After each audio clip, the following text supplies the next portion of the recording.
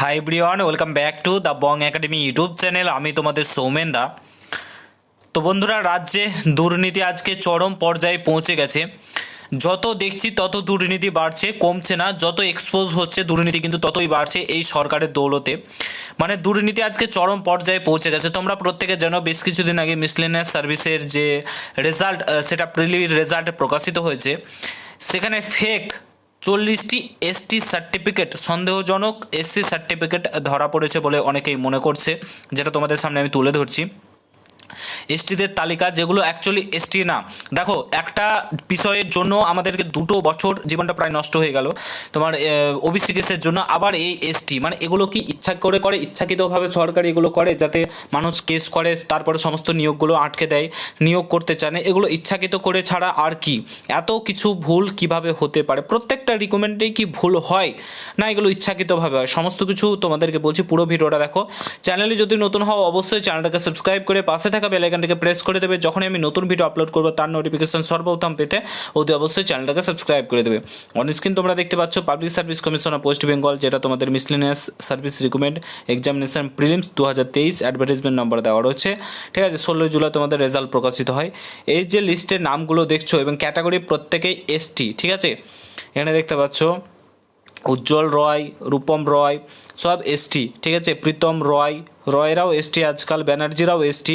কি করে হতে পারে? ঠিক আছে, শুভ মণ্ডল এসটি। ঠিক আছে, প্রত্যেকে এখানে এসটি, প্রায় 40 জন এসটি তোমার এখানে দেখা যাচ্ছে। তো এগুলো সন্দেহজনক এসটি। এগুলো এসটির ক্যাটাগরিতে কিভাবে আসতে পারে? এই টাইটেলগুলো নিয়ে এসটির ক্যাটাগরিতে তো থাকার কথা না, কি করে থাকতে পারে? ঠিক আছে, তো বর্তমান পরিস্থিতির সিচুয়েশান এতটাই খারাপ পর্যায়ে পৌঁছে গেছে, দুর্নীতি এতটাই খারাপ পর্যায়ে পৌঁছে গেছে, মানে নিয়োগ প্রক্রিয়া আর হচ্ছে না। পশ্চিমবঙ্গে নিয়োগ প্রক্রিয়া করতে চাইছে না এই সরকার। এই দুর্নীতিভাবে সমস্ত কিছু চালাতে চাইছে এবং দুর্নীতিভাবেই ভোট ব্যাংক পেয়ে জিতে যাচ্ছে, মানুষও ভোটও দিচ্ছে। ঠিক আছে, তো আজকে মানে বলার কিছু নেই, বলার দিন শেষ। মানে 26,000 চাকরি বাতিল গেল, নিয়োগ প্রক্রিয়া হচ্ছে না, ওবিসি কেসে রাজ্য সরকারের কোনো হেলদোলই নেই, বলার ভাষা হারিয়ে ফেলছে। রাজ্য সরকারের কি কোনো হেলদোল আছে? রাজ্য সরকারের কি কোনো যায় আসে? আজকে যে যারা চাকরি পাচ্ছে না, চাকরি হচ্ছে না, এত কাছে আটকে রয়েছে। ভোটের 21শে জুলাই ঠিকই হচ্ছে, ঠিক আছে, 21শে জুলাই খুব সুন্দরভাবে আয়োজন করা হচ্ছে। তার জন্য যে টাকা অর্থ খরচ হচ্ছে কোনো ব্যাপার না, আরও কত কিছু হচ্ছে, লক্ষ্মী ভাণ্ডার হচ্ছে, টাকা খরচা হচ্ছে, কোনো ব্যাপার না।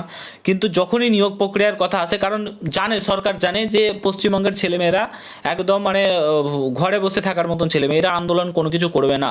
ঠিক আছে, আর এমনিতেও আন্দোলন করে ওনার কিছু করতে পারা যাবে না, মানে আন্দোলন করে কোনো কিছুই হবে না বর্তমানে পশ্চিমবঙ্গে। সে যতই আন্দোলন করুক, নিউজ মিডিয়াতে এত কিছু আছে, তার সত্ত্বেও তো রাজ্যের মানুষ তাদেরকে ভোট দিচ্ছে এবং জিতছে। তার জন্য একদম ভেবে নিয়েছে যে কোনো কিছু তারা করবে না, নিয়োগ প্রক্রিয়া সমস্ত জঘন্য থেকে জঘন্যতম জায়গায় নিয়ে যাবে।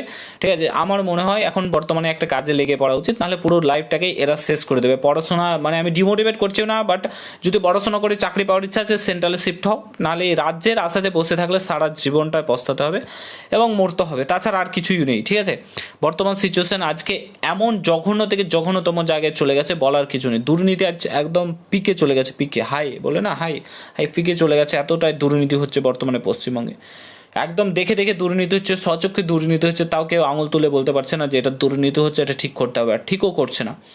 তো যাই হোক, তোমাদেরকে আমি বললাম, কি আর বলবো, ভিডিওটা এখানে সমাপ্ত করছি। দেখা হচ্ছে নতুন ভিডিওর সঙ্গে।